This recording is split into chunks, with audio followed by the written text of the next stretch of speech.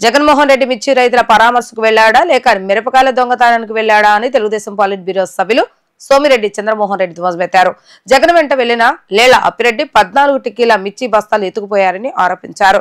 Delhi public స్కూల్లో చదువుతూ తండ్రికి బంగారు నగల దుకాణం 3 అంతస్తుల మేడ ఉన్న ఓ పిల్ల చేత అమ్మఒడి రాలేదంటూ నిన్న పేటీఎం బ్యాచ్ తో డ్రామాలాడించాడని ఆయన మండిపడ్డారు. టీడీపీ కేంద్ర కార్యాలయంలో ఏర్పాటు చేసిన విలేకరుల సమావేశంలో టీడీపీ పాలిట్ బ్యూరో సభ్యులు ఎమ్మెల్యే సోమిరెడ్డి చంద్రమోహన్ రెడ్డి మాట్లాడుతూ ఇటీవల వచ్చిన సంక్రాంతికి వస్తున్న సినిమాలో బుల్లిరాజు అనే చైల్డ్ ఆర్టిస్ట్ బాగా యాక్ట్ చేశాడని, మంచి పేరు పొందాడని అన్నారు. అదేవిధంగా సినిమాలకు చైల్డ్ ఆర్టిస్టుల కొరత ఉందని ఓ పక్క దర్శకులు అంటుంటే వారిని ట్రైన్ చేసే పనిలో వైఎస్ఆర్సీపీ పేటీఎం బ్యాచ్ ఉందా అంటూ ఆయన ప్రశ్నించారు. మగవాళ్ల అందం గురించి మరో మగాడైన జగన్ మాట్లాడటం ఏదో తేడాగా ఉందని వ్యాఖ్యానించారు.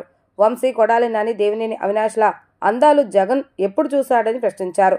జగన్ కంటే అవినాష్ రెడ్డి అందంగా ఉన్నాడని వైఎస్ఆర్సీపీ వాళ్లే మాట్లాడుకుంటున్నారని సోమిరెడ్డి అభిప్రాయపడ్డారు.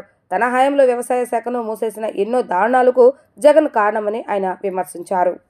అదే ఉన్నట్టుంది. ఇప్పుడు చైల్డ్ ఆర్టిస్టుల కోసం మొన్నేమో సంక్రాంతికి వస్తున్నాం సినిమాలో ఒక చైల్డ్ ఆర్టిస్ట్ బాగా చేశారంట. అదెవరో సీనియర్ డైరెక్టర్ మాట్లాడుతూ చైల్డ్ ఆర్టిస్టులు కొరత ఉంది అని చెప్పారంట. అందుకని బహుశా YCP team, IPAC team child ఆర్టిస్టులని తయారు చేస్తుందేమో ట్రైనింగ్ ఇచ్చి అని అనిపిస్తుంది. అదే కదా, అందుకనే కదా ఆయన ఈ ఐపాక్ టీములు ఈ పేటీఎం బ్యాచ్లు చెప్పిన దాన్ని బట్టే కదా వై నాట్ 175, వై నాట్ 25 అని చెప్పేసి విర్రవీగింది. ఇంకా చాలదా? ఆయన దేనికి భద్రత కల్పించాలా?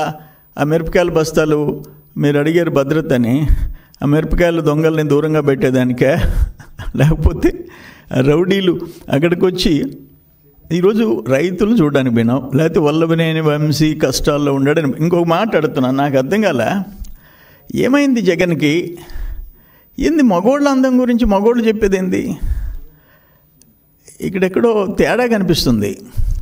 నువ్వు చూడు, ఆయన కొడాలి నాని ఎంత అందంగా ఉన్నాడు, వల్లభనేని వంశీ ఇంకా అందంగా ఉన్నాడు.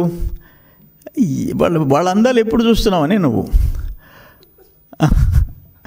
ఇంకొక ఆయన దేవినేని అవినాష్ ఇంక చంద్రబాబు కంటే అందంగా ఉన్నాడు. ఇప్పుడు మనం ఎవరైనా మగోళ్ళు ఆడోళ్ళు అందాలు చూస్తారు, ఆడోళ్ళు మగోళ్ళు అందాలు చూస్తారు. మగోళ్ళు అందాలు చూడటం అనేది బహుశా ఫస్ట్ టైం జగన్మోహన్ రెడ్డిలో ఎక్కడో తేడా కనిపించిందని అందరూ అనుకుంటారు. నేను అనటం లేదు. పబ్లిక్ ఏమంటుందంటే ఇది ఎప్పటి నుంచి మొదలైంది,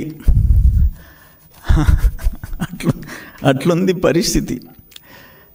అది ఏదైనా అమ్మ సరే పాపం ఆయనకు చూపిస్తామంటే విజయమ్మ లేదు, భారతమ్మన కొంచెం మంచి సైకియాట్రిస్ట్ దగ్గరకో ఎవరికో తీసుకోపోయి ఆ ట్రీట్మెంట్ ఇప్పిస్తే బాగుంటుందేమో నేను